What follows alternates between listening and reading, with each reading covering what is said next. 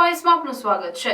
છોટાઉદેપુર લોકસભાના ઉમેદવાર તરીકે જશુભાઈ રાઠવા જાહેર થતા ખુશીનો માહોલ છવાયો।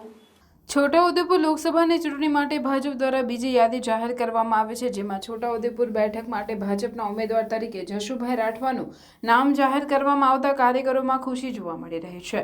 જશુભાઈનું નામ જાહેર થતા કાર્યકરોમાં ખુશી જોવા મળી હતી। આ ખુશીમાં સામેલ થવા અને અભિનંદન આપવા આવેલ રાજ્યસભાના સાંસદ નારાયણ રાઠવા જશુભાઈના ઘરે આવતા જશુભાઈ રાઠવા ભાવુક થઈ ગયા હતા અને આંખમાંથી અશ્રુધારા વહેવા લાગી હતી।